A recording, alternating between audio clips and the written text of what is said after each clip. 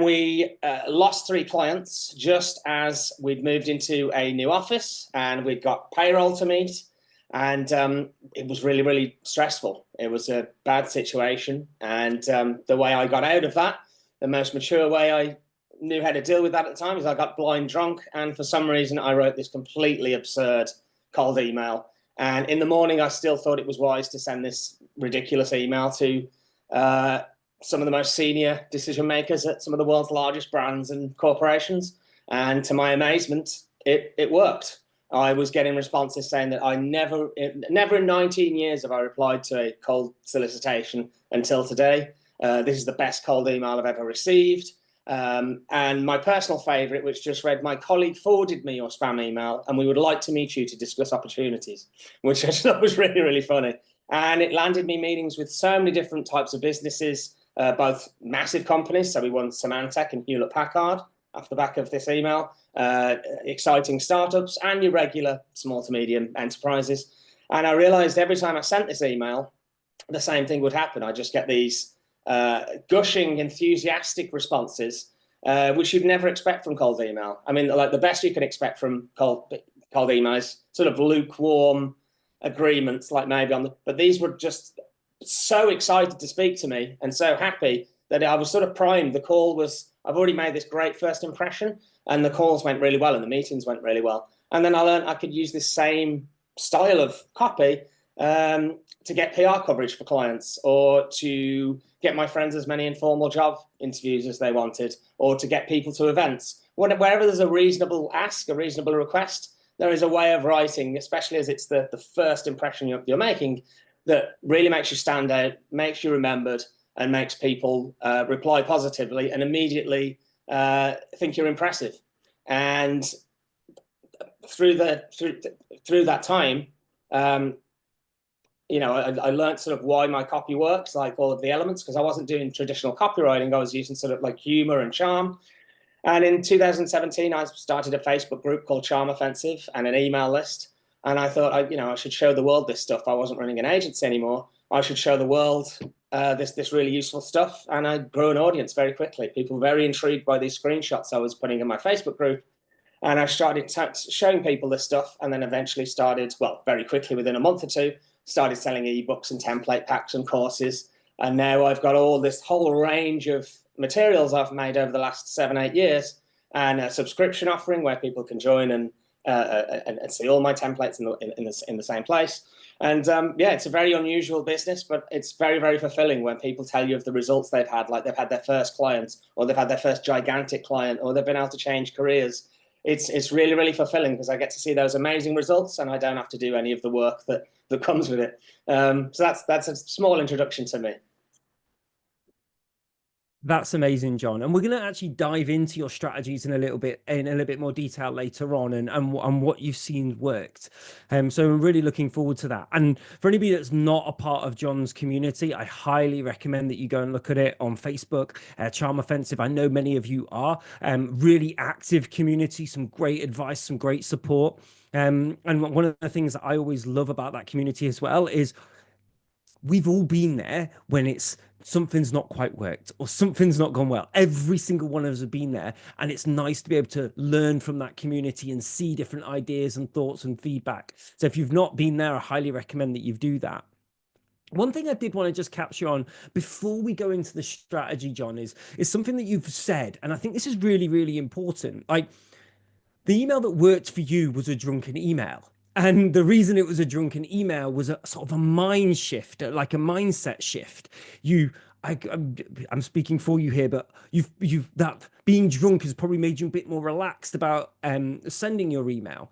Now, obviously, you probably wouldn't recommend that everybody gets drunk and send messages, but that mind shift's really, really important. Like, how would you sort of distill that message to people so that they can get into that headspace to write relevant copy?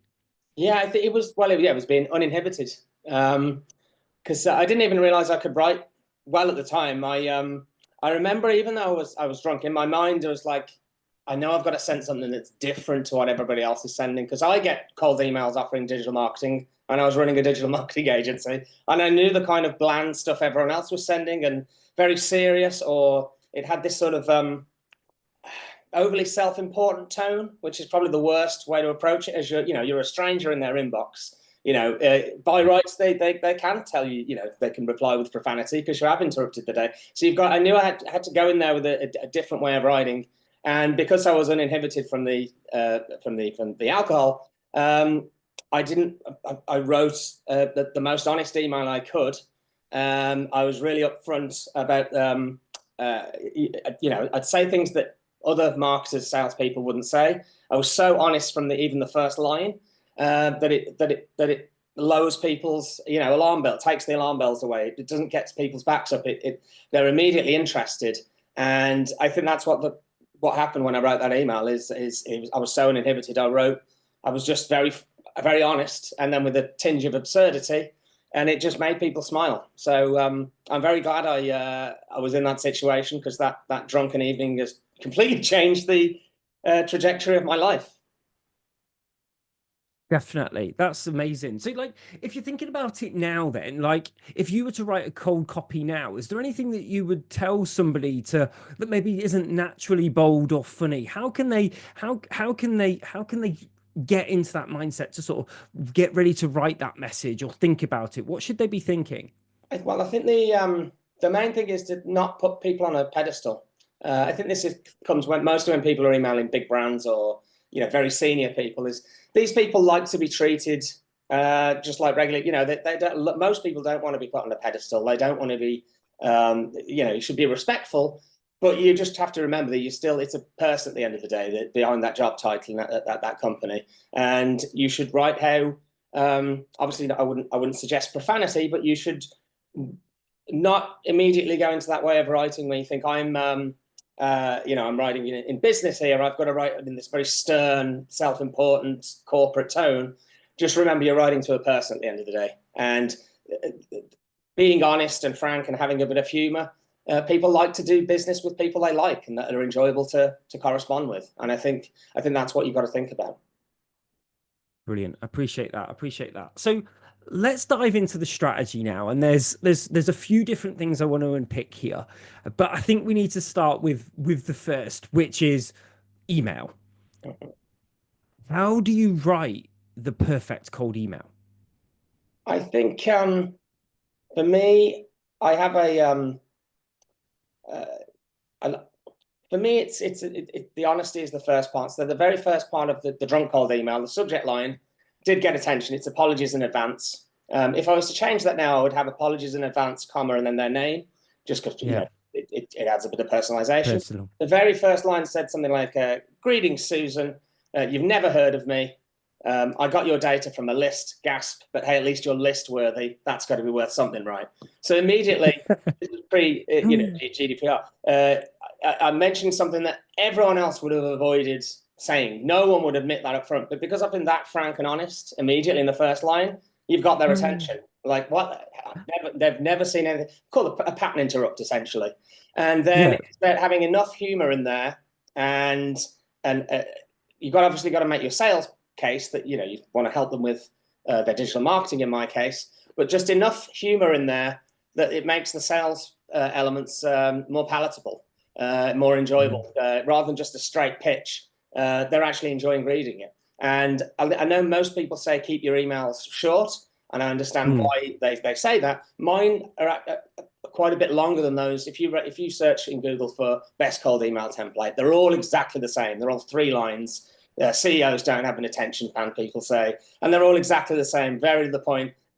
But I don't know how effective they are. Whereas if you make people smile, and especially if someone is at a big brand and they're inundated with these emails, if everyone is sending the same thing, no one is standing out and no one is getting replied to.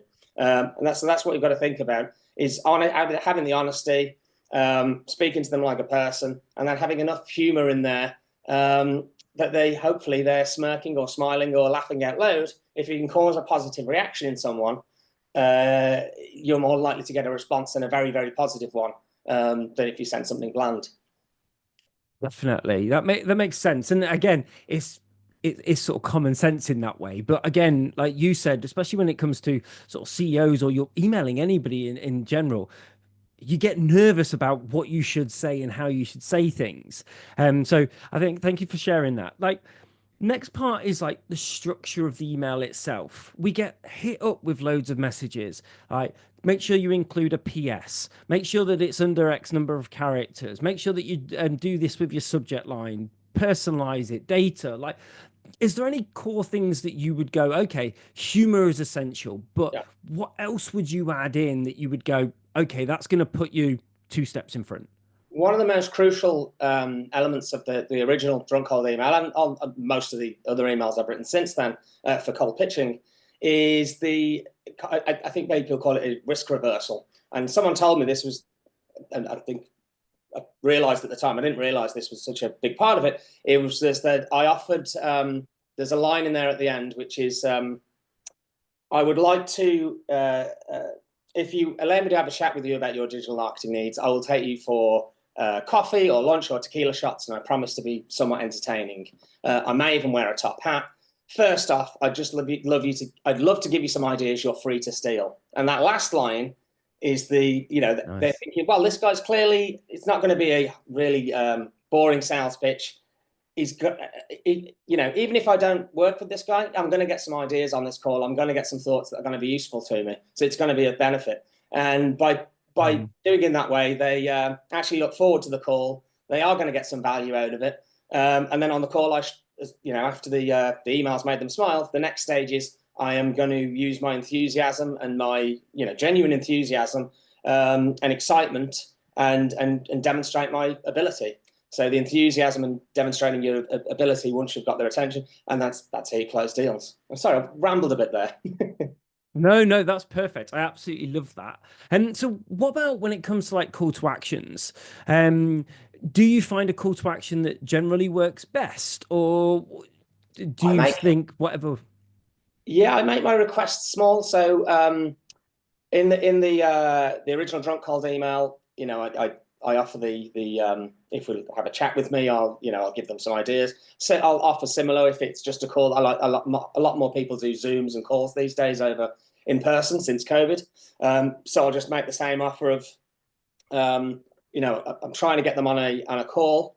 And even if you want to go less than that, I'd just love to send these ideas over to you. What you're trying to do is get them to respond to something that isn't you're not asking for an hour of their time. You're just trying to get a response, whether that's offering ideas through a call or even just I will spend 20 minutes doing an audit of whatever digital marketing it is. If I do that, will you send it and maybe we can have a chat? Just trying to get that reply with a small commitment from them, not trying to try and get loads of time in their diary. You just want to try and get 10 minutes, and once you've got the conversation going, then you can make things happen. Yeah, I think that's really important. It's the small commitment, isn't it? It's the small commitment, and then you slowly increase the commitment as you increase the relationship as going forward.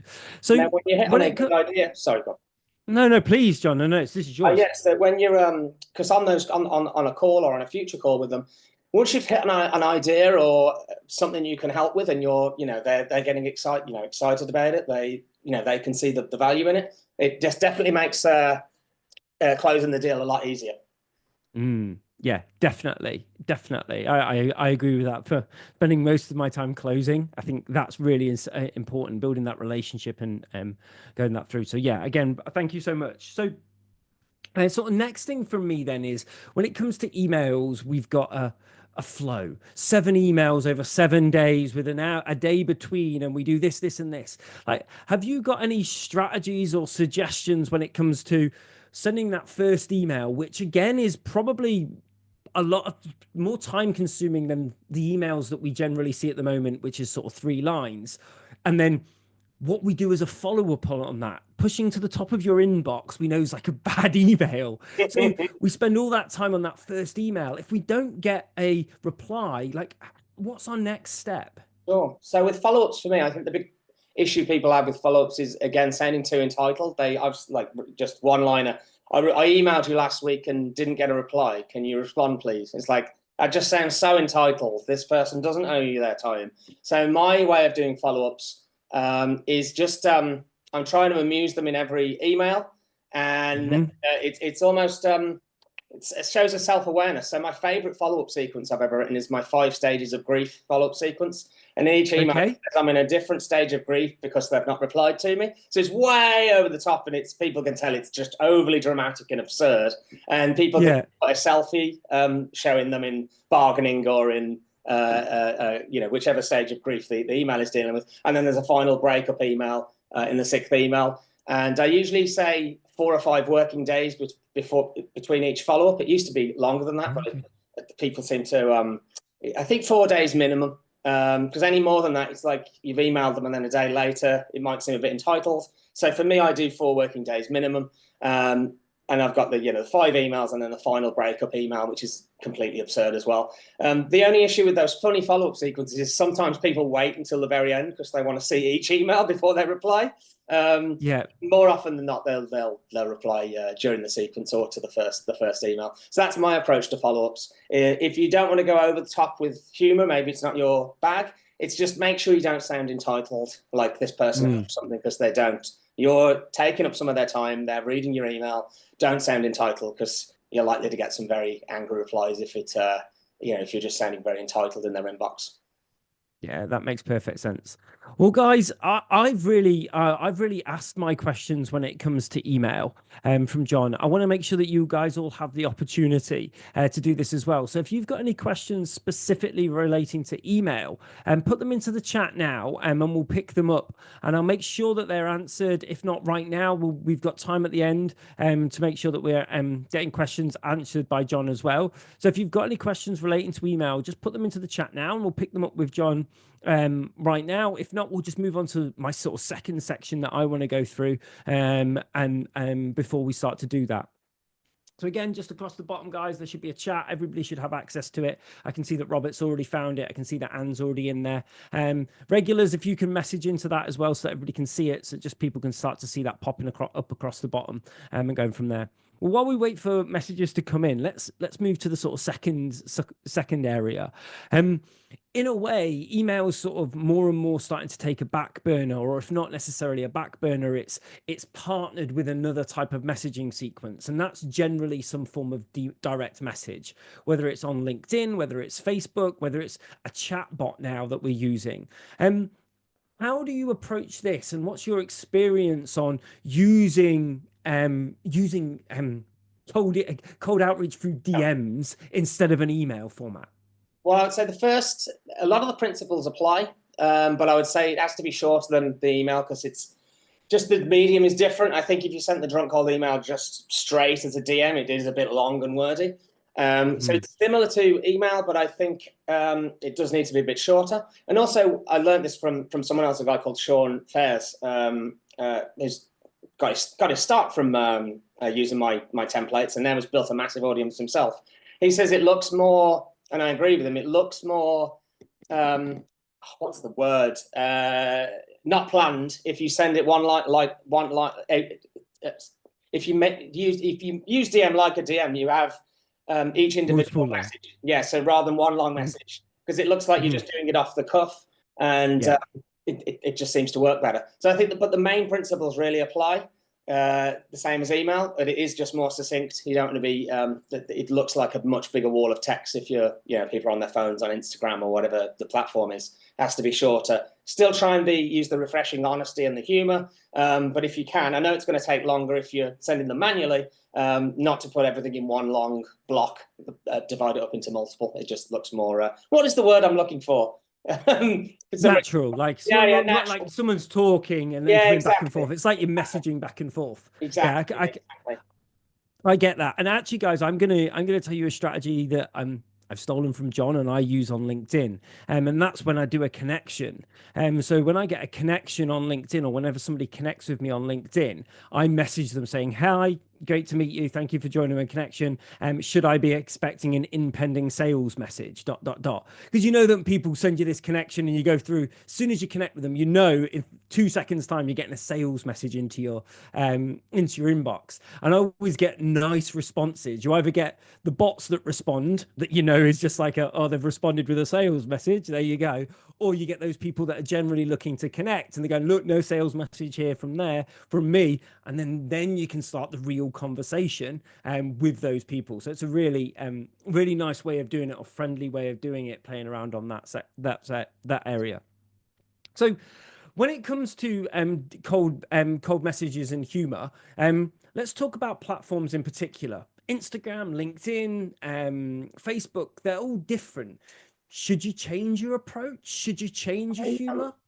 I don't know, not really. I've never just like when I tell people, because they say, oh, you know, this is all well and good for you, John, you're a marketer, that won't work for me in my whatever industry they consider boring. And I would say, no, it's the same approach to whichever person. You shouldn't put people on a pedestal. And really, it's worked in different languages. People have translated it into German and Italy, and it works. So I really wouldn't change it platform to platform, other than the fact that you move, other than email, which can be longer. I generally don't change it platform to platform. I can't say that I've specifically done that. That's the benefit of the charm offensive approach, is that because humor is never going to go out of fashion, people are going to enjoy laughing and smiling. It works across platforms, across geographies, across seniority. It really, there's very few places where it won't work. The only place that I don't think it would work, this approach, is if you're cold pitching someone that's in like a life and death industry. If they're selling, I don't know, something very, very sensitive, it might not be relevant to use humor. But that's the only thing I've thought of where it's not going to work. So to answer your question, I personally haven't changed it platform to platform. There might be things that I'm not thinking of, but for this approach, generally the same approach works. Brilliant. Okay. When it comes to sort of messaging as well on both platforms, but how do you deal with like data on the front end, getting the right contact information, getting the right first person to outreach to? Do you have a rule that you don't outreach to anybody unless it's a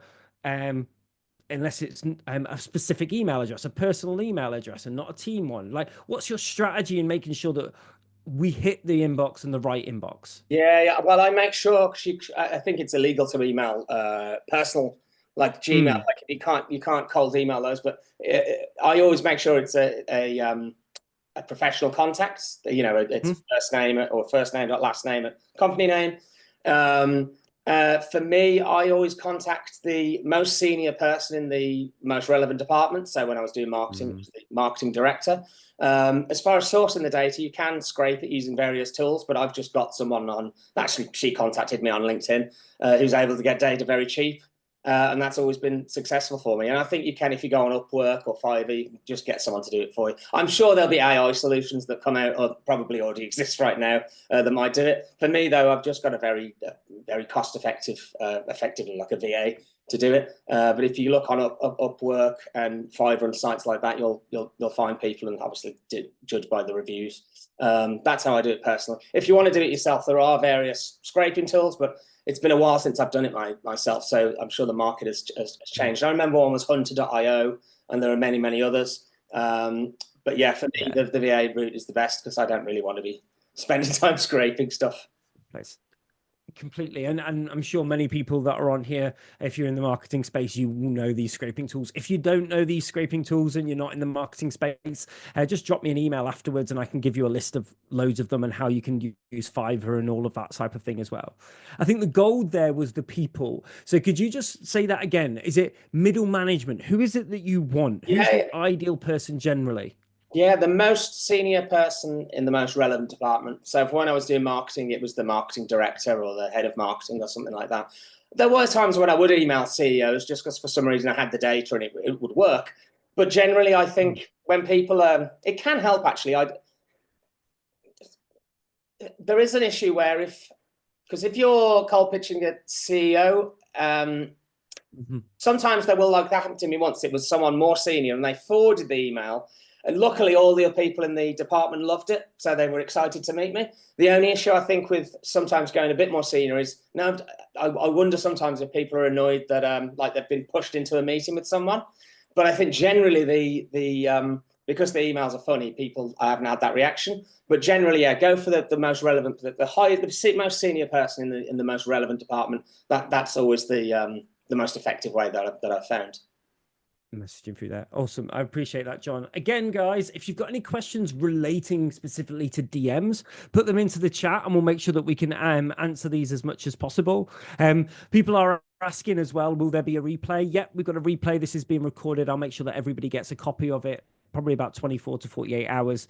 You'll get a copy of that into your inbox so you can come through that. And we do have a couple of questions coming in. So if you do have questions, make sure you put them into the chat.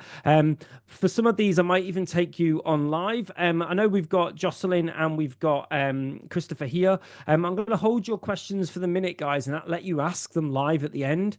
Just put a love heart in the chat or put a thumbs up in the chat if both of you are happy asking that live, and you can have a real conversation with John instead of just through the chat. So we'll save those to the end. I do want to talk about one more topic, John, and I think this is probably a topic on everybody's mind. AI. Mm-hmm. We know there's things like ChatGPT now. Most of us are probably using it to help us write our cold email. We're using it to craft tones for our message, and we're using it as templates and using it lots of different ways. But it can also have a detrimental effect on our cold outreach. Can you give your perspective on it and how we should be using it, but still keeping it, as you would say, human? Yeah, I think that is the issue, because I was surprised actually. I've released 2 AI packs in the last few years, and I was surprised at how it can generate some quite funny stuff, but it's making it fit in with the rest of the email, because I did this recently for a client, and it just seemed disjointed. You could tell the bits which were AI, so it's making sure that you edit it, use your human brain to edit it. Removing things like the M dash, obviously that's one of the classics. Whenever I see social media content, rightly or wrongly, I generally assume that they've not written this and it's not their thoughts, because you just see that the M dash so often now. So I think AI is really useful for example, when I actually had to use it myself for a template pack recently. So one of the things in my funny 5 stages of grief follow-up sequence is the PS always says something like, if you don't want any more emails from me, please, there's an unsubscribe button below.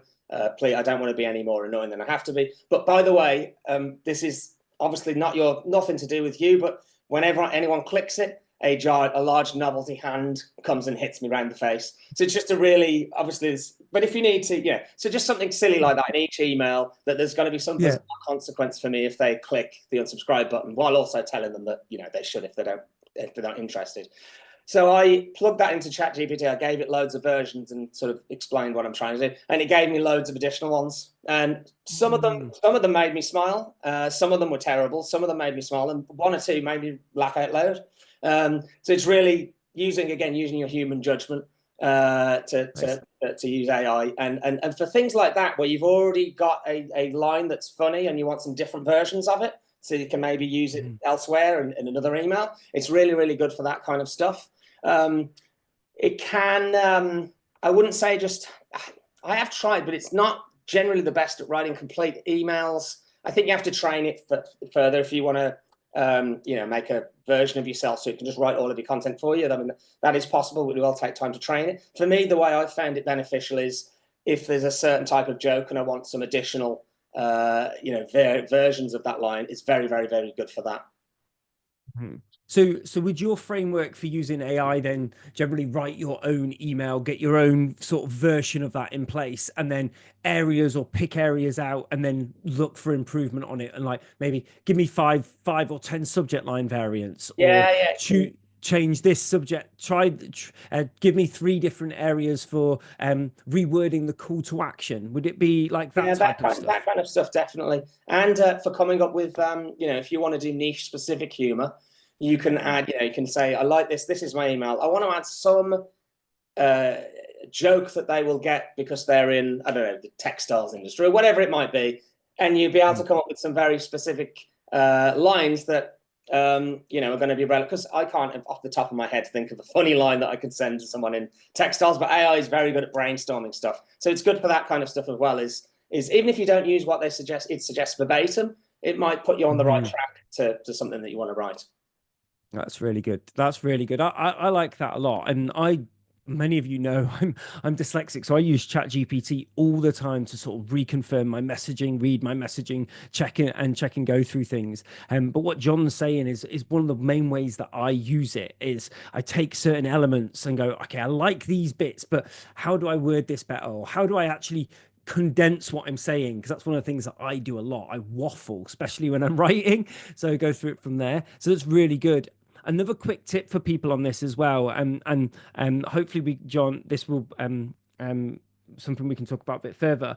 If you find it difficult to write these types of messages, it's always really, really good to actually talk them into your phone, get it to write it for you, so that it writes it for you into your phone, and then use that as your variable. That could be on a walk in the morning, taking your dog for a walk or anything like that. It's a nice way of writing your emails. Any thoughts on that, Jon? Yeah, I like that because there was advice. I remember an article from, oh God, it's got to be maybe 15 years ago. Write like you speak, which isn't completely. You can't completely do that, obviously, because speech is different to writing. But it is a good way of getting people out of their head.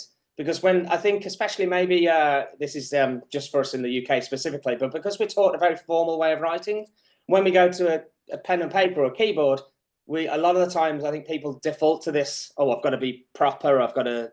But whereas if you're speaking out loud, you just seem to hijack that system and you start speaking informally and like you're speaking to a person, which again is what we're trying to do. Let's go.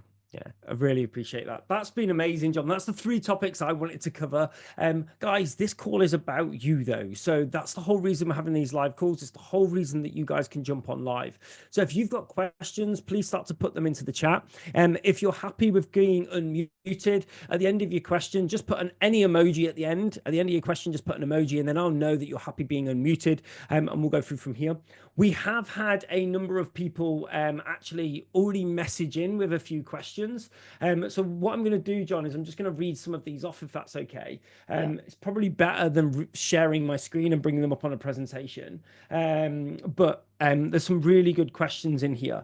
So we've had this from one of our subscribers already. So they've just said, what's your go-to mental checklist before hitting send on an email? Is there anything that you should be looking for, like any red flags? So what's your go-to checklist before hitting send on an email? As you know, your best proofreading comes after you've hit send, usually. But yeah, I generally run things through. It used to be Grammarly, but GPT will do it now. Just because there's always a spelling mistake or a grammatical error that you're just not going to, even if you read it 500 times. It's good to get the AI to look at it for you. One of the things for me that's specific to charming copy is I want to make sure it can't be misinterpreted, because there's obviously and this is relevant to, when you're speaking there's intonation there. Obviously in emails, you can't hear the person's voice, so things like being pretend cocky can come off really bad because you just look arrogant. There's no intonation there that shows you being tongue-in-cheek. So just make sure it can't be misinterpreted, and you don't accidentally sound like someone unpleasant. Yeah. That's a really important one for me, as well as the obvious. Try and make sure that your spelling and grammar's good, is on point. One of the worst mistakes I've seen from someone is actually one of the best salesmen I've ever worked with, and I learned a lot from him. Is he spelled a client's name once in a prospecting email? He said "hi brain" rather than "hi Brian." So make sure there's even simple things like that from veterans can get things wrong. So it's just making sure that spelling, grammar, and things can't be misinterpreted. That's what I would say. Brilliant. So next one we've sort of touched on a little bit, but I think if we can probably clear this up, it'll be probably a nice little TikTok 30 seconds.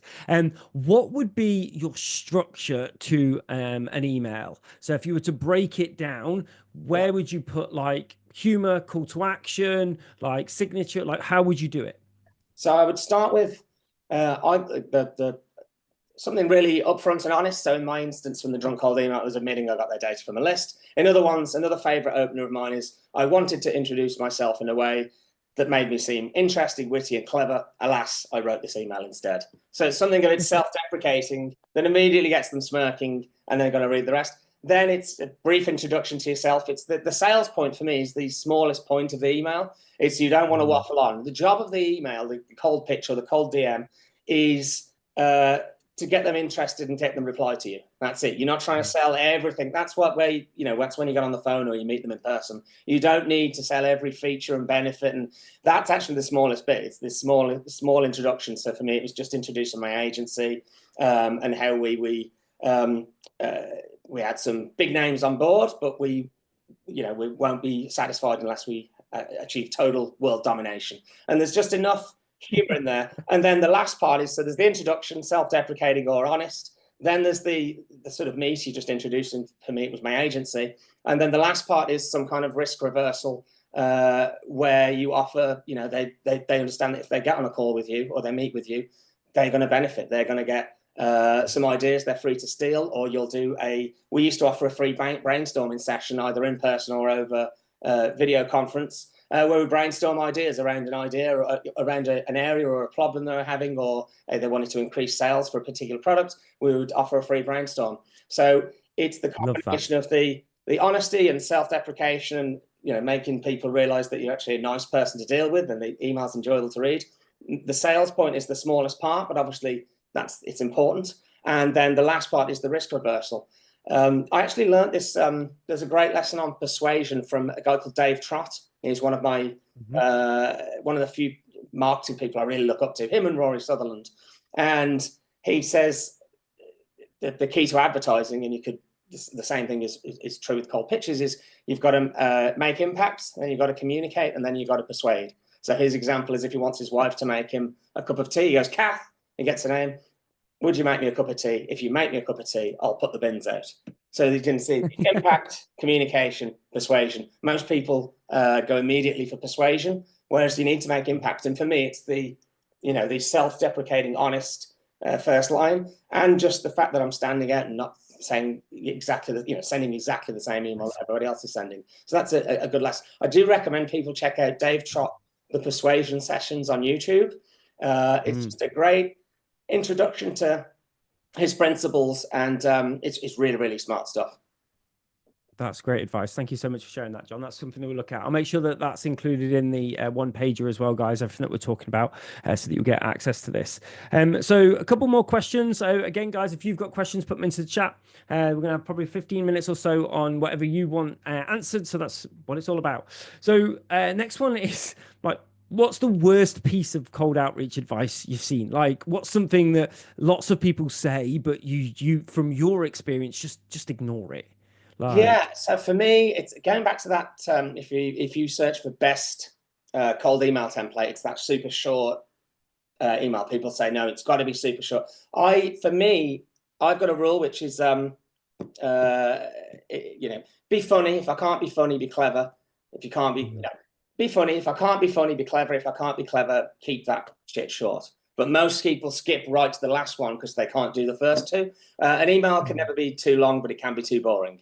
Obviously, let's not go overboard and write War and Peace. But if you're entertaining and humorous, don't make it succinct. Just don't cut it down just because you've heard I need to keep this shorter. If it's enjoyable, people will keep reading and they will reply. If you don't want to use humor and you want it to be super corporate, you can't get out of that mode, then sure, keep it short. No one wants to read a really long corporate boring email. Keep it short. But if you can be funny and interesting and clever, you've got a bit more space. I actually forgot the question you were asking there. Did I answer it? No, it was perfect. Yeah, it was perfect. It was about what's the worst type of advice for cold email you've seen go against. So we've got two questions in here left, guys, and then we'll take it to yours. So this is quite an interesting one. This person's I've got a team, the team of VAs or VA, and write the emails for me. How do I get them in that mindset? How do I get them in that mindset? I think showing examples. So you can, if you search for hashtag found the ferret on Twitter, you'll see someone because I started sending the cold email as a letter. I was like, I love the responses from this, but how do I get even more responses? So I started sending it as a direct mail letter. and the picture of a ferret is a sticker. So if you search for hashtag found the ferret on Twitter, you can see my original Drunk Cold email copy, and you can give them that as inspiration. So I think, and then teaching them the principles that I've gone through today of here's the format. You've got to start with something self-deprecating.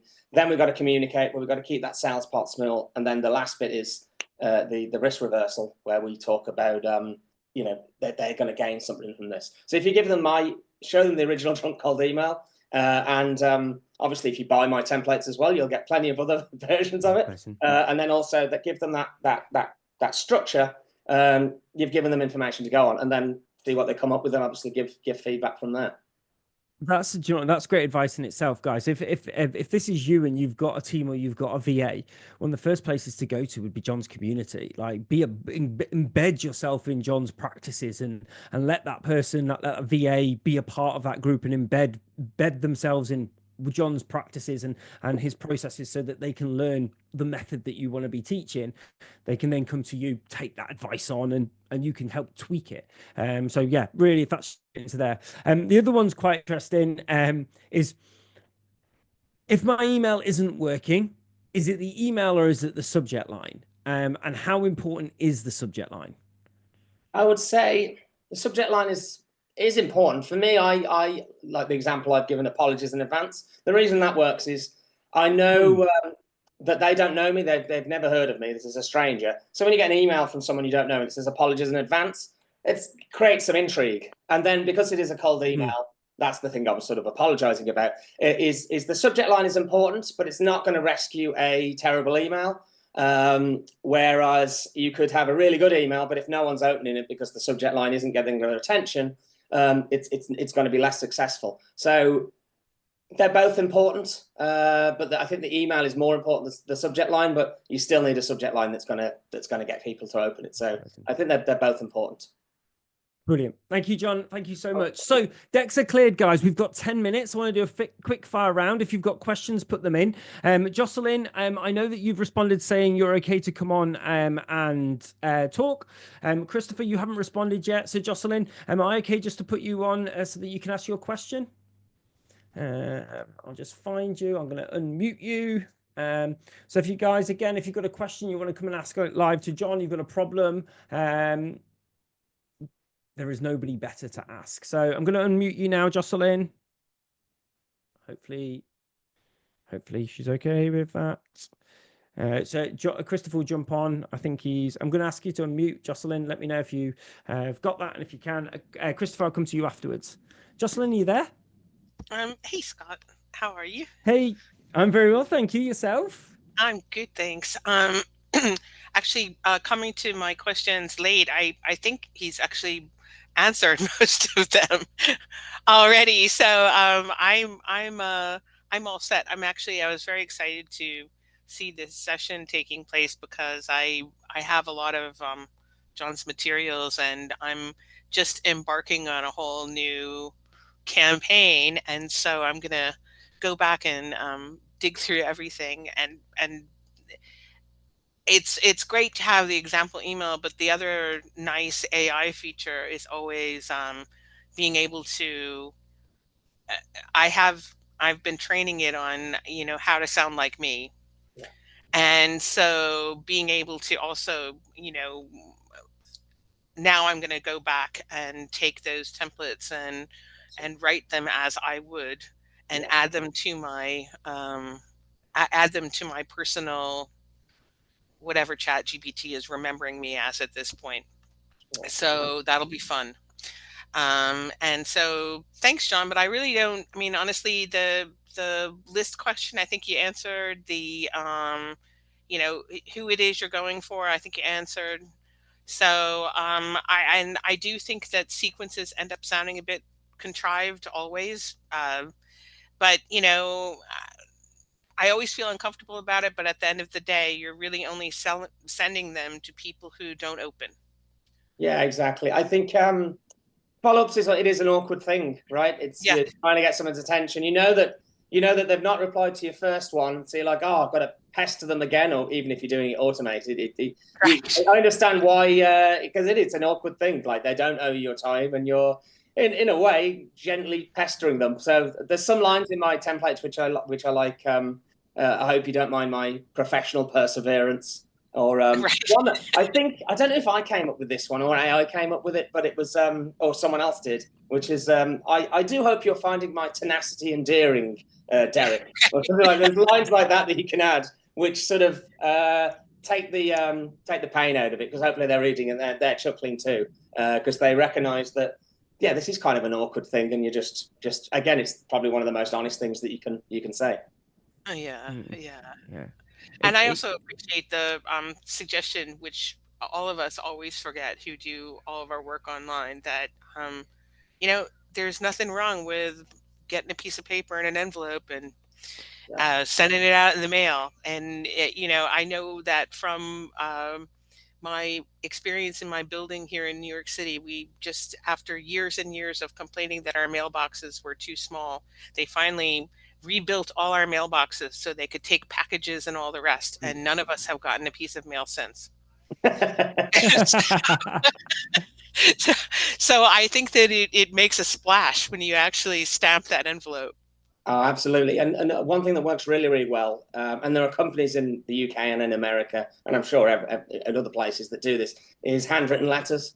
If I did them myself, they wouldn't be legible. But you can get some people, some companies hire sort of like senior people with nice handwriting. Others have got like robots with fountain pens. So if you can, obviously add some cost, the postage and the letter, but a handwritten letter, if you're trying to get in touch with someone that's really sought after and with, very, very difficult to get through to, handwritten letter, especially if it's charming and funny, will be massively, probably massively successful. Well, and at the very least, addressing the envelope yourself is probably indeed something to be done. Yeah, all right, well, thanks so much, and let's get to somebody else, because I think that you really covered everything I was asking. Thank you so much. Thanks. I said this previously, but like when I was prospecting in schools in particular, I would do a handwritten letter with the head teacher's full name on it. But handwriting that and handing that in, that would get through, because nobody does that. Like, it just doesn't happen. So it's those things that you can do. Christopher's got another question, and then if we get no more, I've got one more that I want to ask you as well, John. But Christopher, are you okay to come on, buddy? I'm going to unmute you now. Jocelyn, I'm just going to leave you there, but you're fine.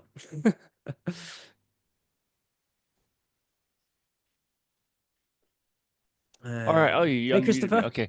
Yeah, I'm here. Hey, John, thanks for popping on. There is a fine line between too informal and then too formal. And my question is more around, what do you think trends are going? So I have seen a lot of people go really informal to the point where I'm like, oh, I'm not interested. And then somebody that's way too formal, obviously they give the whole pitch.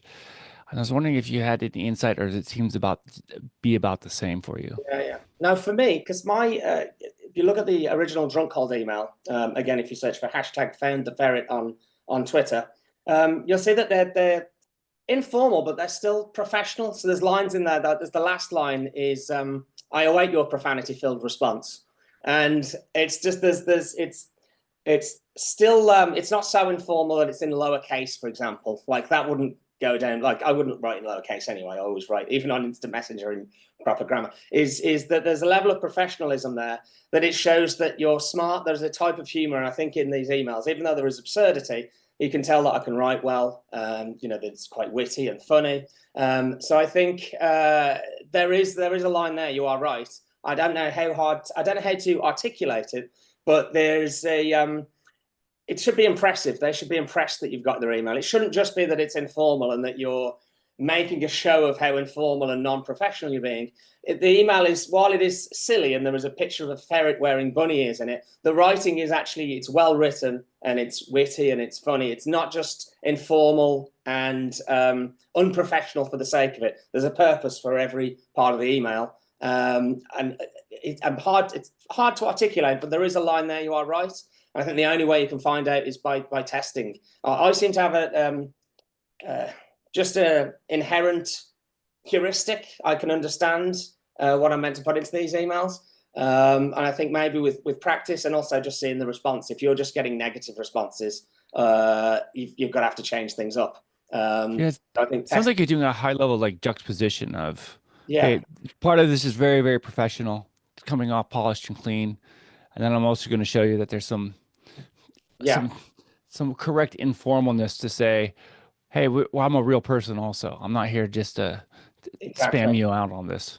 Exactly, because they get so many emails that start with, "Dear Christopher, do you have problems navigating the ever-changing world of social media?" I can't even say that sentence without the infomercial voice. Whereas you want them reading your email and knowing this is from a person, Exactly, and it's honest, and I like them immediately just from a few sentences. They're gonna read the rest and look forward to a call with you. But yeah, you've pointed out something there that's very is accurate. And the way you described it, the juxtaposition is the right way of explaining it. all right, thank you. Kind of answered your own question there. I tried, and then you helped me out. Thank you so much, Christopher. That's a great question, but I really appreciate it. I've got one more, John, that's just came to my mind, and it's something that we've done, but actually just want a bit of thoughts on it. Like, what about using your style for ad copy? Lots of people on here will write not only blogs, but they'll do like PPC ads, they'll run Facebook ads, they'll look at YouTube and all of that type of thing. Like, what's your experience with that, and any suggestions or advice? I actually wrote a template and create a training around this in December for Facebook lead gen ads. And I, to be honest, the reason I made it is like, I've got to make something new for my pro subscribers, and I need something new to sell. I haven't done this yet, so I'll write that.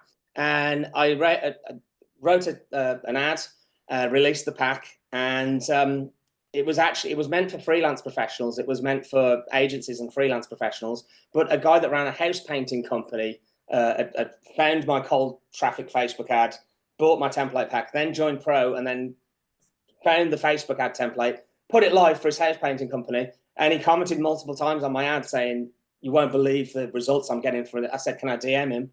We got into a conversation. And he said, "It's working. It's lower cost per lead than all of my other ads. The leads are higher quality, and the sales, most importantly," said, "in the trades, trust is at -100 with a new customer. Usually it's not. With this, there's immediate rapport and trust. Every single person, when I got them on the phone, mentioned the ad." And he said, because the low friction sales process, it made closing deals so much easier. And he said it's partly due to the self-selecting nature of the ad. People that liked that ad copy were people with senses of humor, and they got on better. So it works really. It works with any media type, really. It's a bit different because with cold email, even if you're sending to lots of people, it's one-to-one, and especially if you're personalizing it. With ads, obviously, that's going to loads of people. So there's a slight difference in the medium, but pretty much the same principles apply. And it has that enormous, all of the benefits that you get from charming cold emails, they work with ads as well. And it's just using those same principles. One of the things in the ad copy is, here's one you can have for free that I really, really like, is my fake testimonial line. It says, "I have cherry-picked 3 of my finest testimonials. Only one of them is fake. I will leave you to figure out which one." And then, of course, they've got to read the testimonials. And then the third one is the one that's completely ridiculous and absurd from a really, really silly name. I think it's Dr. Henry Fogwinkle the third or something from some ridiculous company. And it just gets people to read. So they're forced to read how great you are. And then you make them laugh at the end.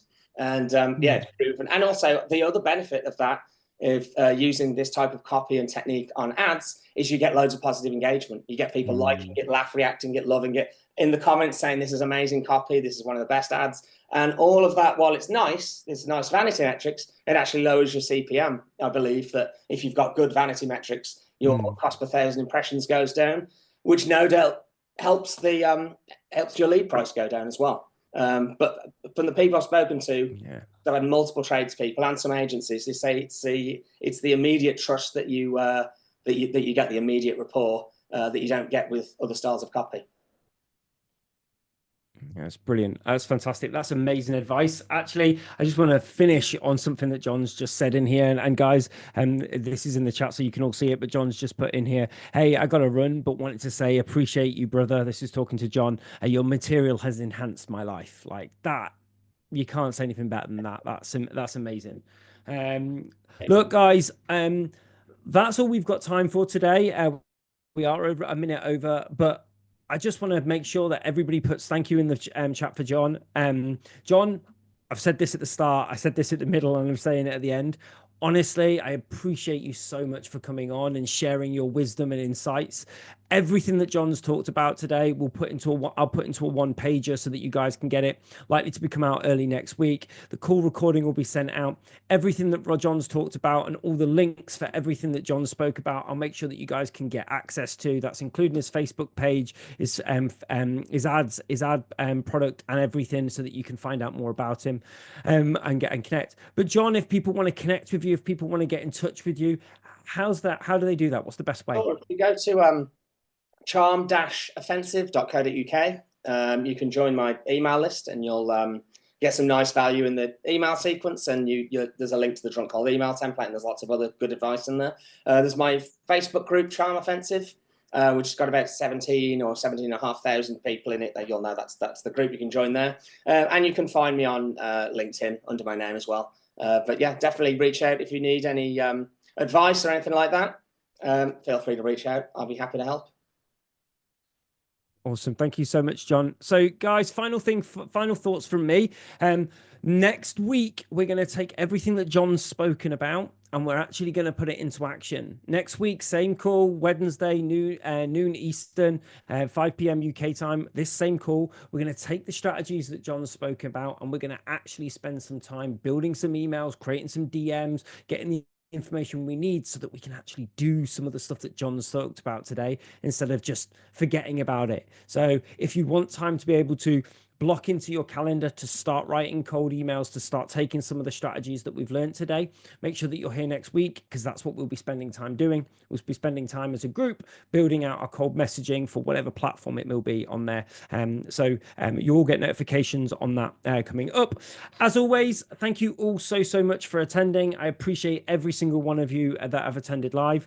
If you haven't been able to attend live and you're watching this recording, thank you also. But please note that when you turn live, you get the ability to speak to Jon directly, or our other great guests as well. So there is so much value in being able to attend live. Thank you all so much. I appreciate everybody's time. Have a great rest of the week. Bye for now, guys. Bye. See you later.